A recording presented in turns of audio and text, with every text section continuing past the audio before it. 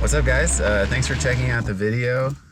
This is my friend Paul. Thanks so much for bringing out your W126 300 SE. Absolutely. Yeah, I'm super stoked to drive this. Nice. And so put that in that little hole. In the middle? Yep. You see it? And yeah. then. Oh, wow. Bueno? Or more? No, that feels good, actually. Okay, cool. And then these are, that's the other part. Wow. Yeah. So that was the motors are crazy good. It's insane. That was something I read about, was that they kind of originated this, like, having the seat shape as the seat control. And these little things break. Yeah. Real, like, sense of presence with the long hood. I think these cars are so well conceived, especially when you consider the era. And it was a time when they didn't care about how much things cost.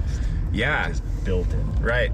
I would say this is probably, like, if you're talking about, like, original MSRP, this is probably the most expensive car that I've done a video on. You know? I mean, what I saw is, like, this is a 1983 300 SD. Correct. MSRP that I saw from, like, I read a great Car and Driver article, and they said, I think, like, 34 grand was MSRP in 83. Inflation calculator, that's like 120 grand today, which is actually like spot on for a new S-Class. Oh, cool. Which I thought was kind of interesting. That is interesting, yeah. Because you expect your money to not go as far anymore, I guess. Following the 116, it was like a time, at least in the American market, where energy scarcity was a concern. There was increased emissions controls. Basically made a lot of aerodynamic and lightweighting efforts for this 126. So there's stuff like concealed wipers up front, and then like minimizing all the panel gaps, and then using like lighter weight alloys for the body and the engine block as well. And it was like significantly lighter than its predecessor, the 116. Yeah, no, I mean this was the longest of any S-Class, I think, of any model for Mercedes. They ran it from, I think, 81 to 91, and it felt like longest production of any S-Class. Longest production, yeah. And it was like they just poured money into it, and didn't really think about, the end result in that respect.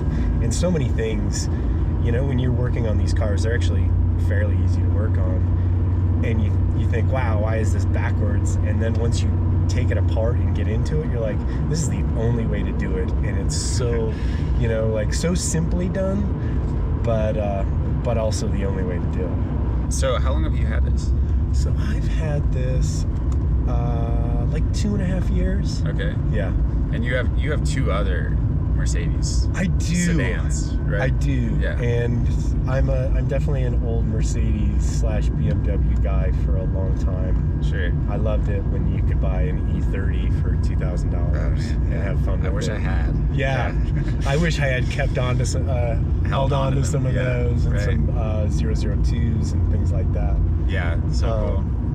But yeah, I've always really enjoyed the 80s, early 90s BMW Mercedes. They're well conceived without a ton of technology.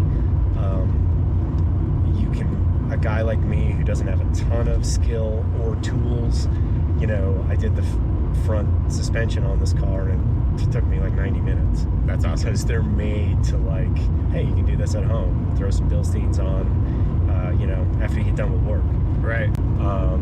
So what do you use this car for in your life? Is this basically your daily? Or? I wanted this to be my daily because of the restrictions of my work, where I spend the night in Telluride oftentimes, and the cold that we see, about 10 days a year. Mm-hmm. It's actually now my son drives it full time, who's a high school kid. Okay. As a public service announcement. Great high school kid car. It's slow. It's fuel efficient. Safe. Oh my God. Quarter-inch German metal all around. Right.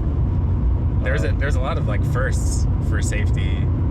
Like the S-Class is always leading in technology.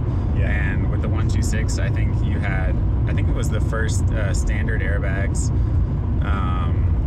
I don't think we wanted airbag to pop. Oh man, yeah. Yeah, for sure. Yeah. But no, like crumple zones, like they were like one of the first. This was one of the first vehicles where they utilized crumple zones and things like that. Like the engine is made to drop if you front end something, and it's metal. It's not some little plastic toggle. Oh yeah. So yeah. Wow. 5 cylinders. Yeah. Straight in a row. One other thing, these cars turn. Like you want to be the radius? Yeah, you want to be an ace parallel parker in a long car. Man, it is really good actually. Yeah. Surprisingly like nimble feeling. Yeah. The steering wheel is truly enormous. Yeah. It feels nice. I like the kind of thin rim with the giant wheel, and it makes it also, I think, like super low effort. Yeah, and that's one of the things like one of the wear issues with these cars is the steering box will start to wear, and you'll look like a 50s movie. Yeah. Constantly. Yeah. But there is a way to tighten it, and it's as good as it'll get. Yeah.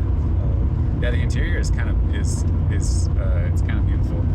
It's interesting. I always want to do. I've had a ton of older cars over the years, and I always want to do like a CSI. Like, what was the thinking where I'm just gonna tape something to my dash on either side here? I'm like, what were they doing there?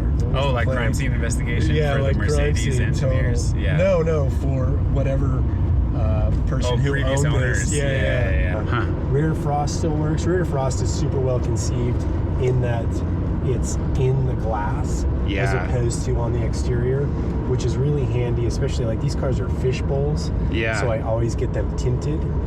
The tint guy loves that design. I don't even see, you mean like I don't see lines. Is that what you mean? If you look really closely, you can see them, but it's actually inside the glass.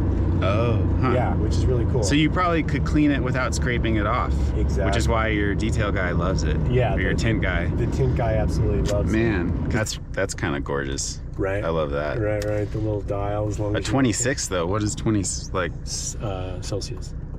It's still sort of confusing. I guess it's Celsius because, but this is an American market car. But they still put Celsius. The arrogance. Obviously, defroster. So defroster. This is supposed to be bi-level or tri-level. This is supposed to be more just feet, and then you have the Econ for AC. Oh, okay. So like the light AC. An Econ mode for your AC. Exactly. Which is probably, given that the AC is probably not very. No cars had good AC. It's at not this time. terrible. It's enough terrible. to like, yeah. Cool. So yeah, obviously window controls. They did not come with cup holders though. Actually, they came with these, which if you are, you really have to drive steady in order to hold your cup right there. Right? That's pretty funny. I think that's once you stop or something. When they used to have rest stops. It's not turning off. Am I crazy?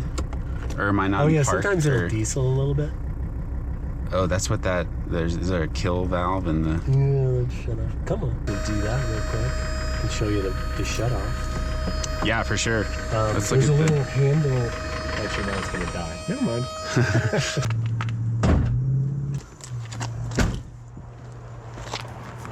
Man, they are not kidding about the door closed. That is. It's really cool. Unlike once they start to wear, these things are replaceable.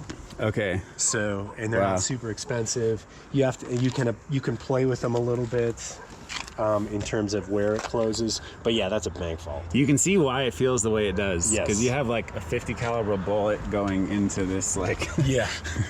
Serious. Yeah, and so this rubber part wears out, and then it just gets kind of sloshy, and you'll see people who have to just like slam the door to get it to shut, but they just. It's really nice, yeah.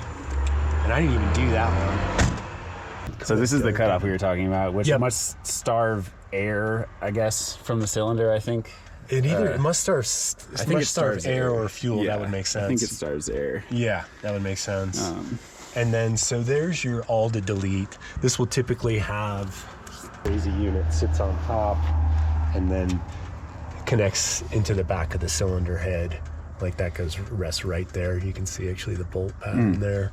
And that really just wakes up the engine 100%. Again, like suspension. Yeah. So easy. Oil change. Like you barely have to move to pull that canister and change the oil. It takes like 15 minutes. Yeah. Man, the stuff like the logo cast into the block. Love it, right? I feel like, yeah, you really don't see a lot like that. And that block is just made to last forever. And yeah, because now all this is plastic, and those are made to be visible, those lights, even when it got dirty or covered in snow or whatever. Yeah, the tail lights. Oh. And the brake Oh, lights. that's why it's That's why. ribbed. Yeah. You could say ribbed for your safety. Thanks for bringing it out. Yeah. Appreciate it. Yeah, no, it's good talking with you. Yeah.